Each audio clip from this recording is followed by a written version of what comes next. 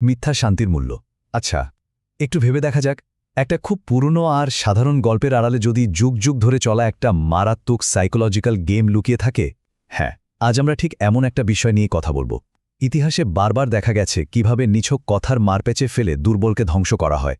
চলুন একদম গভীরে গিয়ে দেখি কিভাবে একটা সুন্দর লোভনীয় প্রস্তাব আসলে চরম ধ্বংসের কারণ হতে পারে। শত্রুরা কেন হঠাৎ শান্তির প্রস্তাব দেয়? বিষয়টা একটু অদ্ভুত, তাই না? যাদের মূল লক্ষ্যই হলো আক্রমণ করা, তারা হঠাৎ বন্ধুত্বের হাত বাড়িয়ে দেবে কেন? এই একটা প্রশ্নের মধ্যেই লুকিয়ে আছে আজকের মূল দর্শন। একটু চিন্তা করলেই বোঝা যায়, চিরাচরিত শত্রুর দিক থেকে আসার শান্তির বার্তা কি সত্যি সৎ, নাকি বড় কোনো ফাঁদ?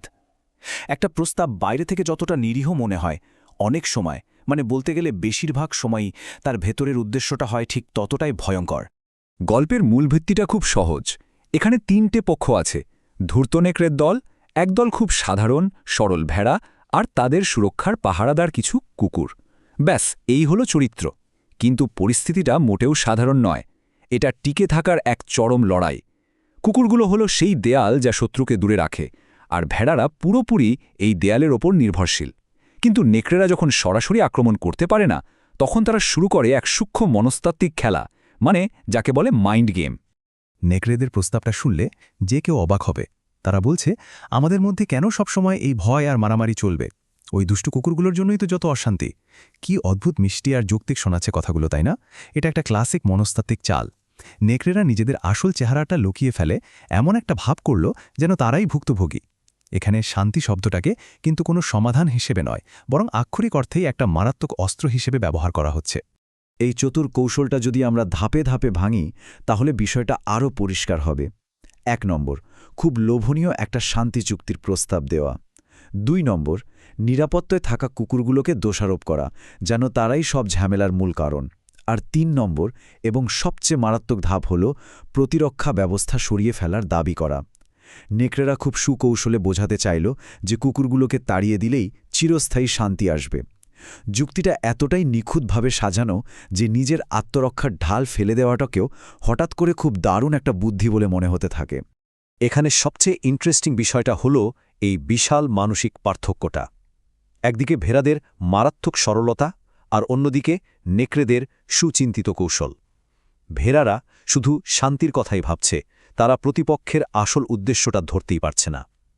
এই সরলতা কিন্তু কোনো গুণ নয়, বরং অস্তিত্বের জন্য একটা মারাত্মক দুর্বলতা। অন্যদিকে নেকড়েরা একদম হিসেবি।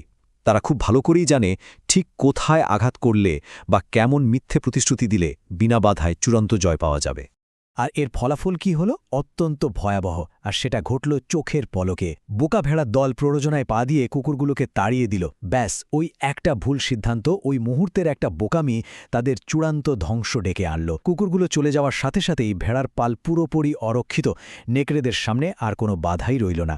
মুহূর্তের মধ্যে তারা আসল রূপে ফিরে এলো। এখানে কোনো শান্তি চুক্তি তো হলোই না, বরং চুক্তির শর্তটাই হয়ে দাঁড়ালো ধ্বংসের মূল চাবিকাঠি। এখান থেকে সবচেয়ে বড় শিক্ষাটা হলো পরস্পর বিরোধী স্বার্থ বা অপোজিং ইন্টারেস্টস বিষয়টা বুঝতে পারা।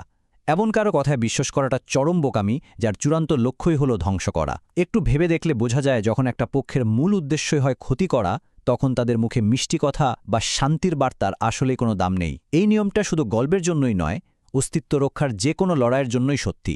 নিজের প্রতিরক্ষাকে দুর্বল করে যে শান্তি আনার চেষ্টা করা হয়, সেটা আসলে আত্মহত্যারই আরেক নাম। তাহলে সবশেষে এই প্রশ্নটা কিন্তু থেকেই যায়, যখন কোনো প্রতিপক্ষ শান্তির দোহাই দিয়ে সীমানা বা সুরক্ষা বলয় সরিয়ে ফেলার দাবি করে, তখন আসলে কার শান্তি নিশ্চিত হয়? সেটা কি নিরীহদের নিরাপত্তা, নাকি শিকারীর নির্বিঘ্নে শিকার করার স্বাধীনতা? ভেড়াদের ক্ষেত্রে সেই শান্তিটা ছিল মৃত্যুপুরীর নীরবতা। এই রূপক বিশ্লেষণটা আমাদের খুব শক্তভাবে মনে করিয়ে দেয় যে নিরাপত্তার একটা মিথ্যে বিভ্রম অনেক সময় সবচেয়ে বড় বিপদ ডেকে আনে। তাই অন্ধভাবে কাউকে বিশ্বাস করার আগে তার আসল উদ্দেশ্য নিয়ে প্রশ্ন তোলাটা টিকে থাকার জন্যই একেবারে অপরিহার্য।